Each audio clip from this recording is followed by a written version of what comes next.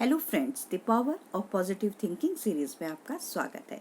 दोस्तों, आज हम इसके 8वें सोपान मैं हारने में विश्वास नहीं करता। मैं एक व्यक्ति के साथ गोल्फ खेला था जो न सिर्फ एक अच्छा गोल्फर है बल्कि फिलोसोफर भी है। जब हम गोल्फ कोर्स में घूमते हैं तो गेम के माध्यम से वह ज्ञान के कई मोती बिखेरता था, जिनमें से एक के लिए मैं हमेशा कृतज्ञ रहूंगा। मैंने एक गेंद को रफ में हिट किया और जो ऊंची घास में गिरी। जब हम गेंद के पास आए तो मैंने थोड़ी निराशा से कहा, अब इसकी तरफ देखो, मैं निश्चित रूप से रफ में हूँ। इस उबड़ खाबड़ जगह से बाहर निकलना बहुत मुश्किल होगा। मेरा दोस्त मुस्कुराया और उसने कहा, क्या मैंने आपकी किताबों से सकारात्मक चिंतन के बारे में कुछ नहीं पढ़ा है? लज्जित होते हुए मैंने स्वीकार किया कि वह सही था। मैं आपकी गेंद की स्थिति के बारे में नकारात्मक रूप से नहीं सोचूंगा, उसने कहा। क्या आपको नहीं लगता कि अगर यह गेंद वहां पर छोटी घास में पड़ी होती तो आप ज्यादा अच्छा हिट लगा सकते थे? मैंने कहा कि बिल्कुल यही बात थी।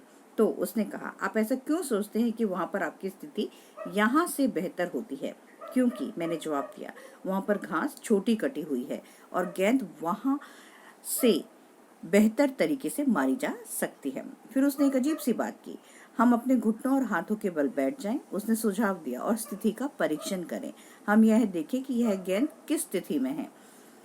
फिर हम अपने हाथों और घुटने के बल नीचे बैठ गए और उसने कहा कि देखिए, यहाँ पर गेंद की तुलनात्मक ऊंचाई उतनी ही है जितनी की यह छोटी घास में होती है। फर्क सिर्फ इतना है कि गेंद के ऊपर 5 या 6 इंच घास है। फिर उसने एक और अजीब चीज की, वह घास की क्वालिटी और स्थिति को देखो, उसने कहा। उसने एक तिनका उखाड़ा और मुझे दिया, इसे चबाओ।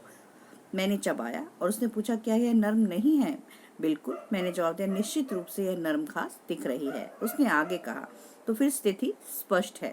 आपका नंबर 5 का लोहा इस घास को एक चाकू की तरह से चीर देगा। और फिर उसने मुझे वह वाक्य दिया जिसे मैं मरते दम तक याद रखूंगा और मुझे आशा है कि आप भी याद रखेंगे। मुश्किल सिर्फ मानसिक होती है। दूसरे शब्दों में उसने आगे कहा, यह मुश्किल इसलिए है क्योंकि आप सोचते हैं कि यह मुश्किल है। अपने मन में आपने फैसला कर लिया है कि यह एक बाधा है जो आपको परेशान करेगी। इस बाधा को परास्त करने की शक्ति आपके मस्तिष्क में है। अगर आप यह कल्पना करें कि आप इस गेंद को इस ऊबड़ खाबड़ स्थान से बाहर उछाल रहे हैं और आपके मन में यह विश्वास हो कि आप ऐसा कर सकते हैं, तो आपका मस्तिष्क आपकी मांसपेशियों को लचीलापन, लय और स्थिति प्रदान करेगा और आप अपने क्लब को इस तरह से पकड़ेंगे कि गेंद वहां से एक सुंदर शॉट के रूप में उठकर बाहर निकल जाएगी। आपको सिर्फ इतना करना है कि आप गेंद को उस घास से एक सुंदर स्ट्रोक द्वारा उछालने वाले हैं। अपने शरीर से कठोरपन और तनाव को बाहर निकलने दें। इसे आनंद और शक्ति के साथ हिट करें। याद रखें, मुश्किल सिर्फ मानसिक होती है। आज तक मुझे वह रोमांच, वह शक्ति का एहसास और वह आनंद याद है जब मैंने एक साफ सुथरे शॉट के माध्यम से उस गेंद को हरी घास के कोने पर उछाल दिया था। मुश्किल समस्याओं के संबंध में याद रखने के लिए यह एक बहुत ही महान तथ्य है। मुश्किल सिर्फ मानसिक होती है। हर एक के जीवन में बाधाएं आती हैं। वे काल्पनिक नहीं हैं, परंतु दरअसल वे उतनी कठिन भी नहीं हैं जितनी कि वे दिखती हैं। आपका मानसिक नजरिया सबसे महत्वपूर्ण तत्व है।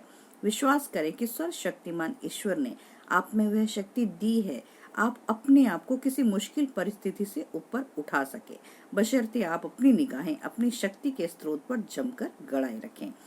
अपने आप से दृढ़ता से कहते रहें कि इस शक्ति के माध्यम से आप वह सब कुछ कर सकते हैं जो आप करना चाहते हैं।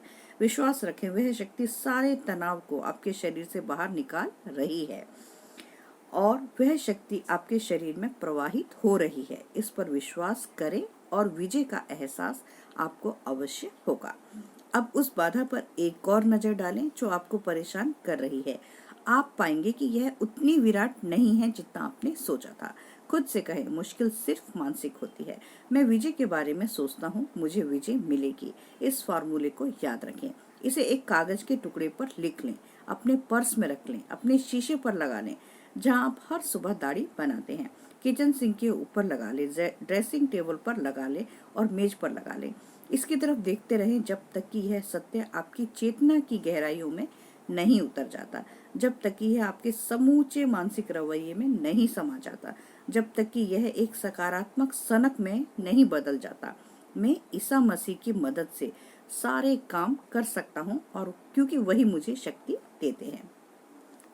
आपको जो चीज मुश्किल दिखती है, जैसे मैंने संकेत किया, वह मुश्किल या आसान उसी अनुपात में दिख रही है जिस दृष्टिकोण से आप इसे देख रहे हैं या इसके बारे में सोच रहे हैं। यह कहा जा सकता है कि 3 लोगों ने अमेरिकियों के विचार प्रक्रिया को प्रभावित किया है, इमर्सन, थोरो और विलियम जेम्स।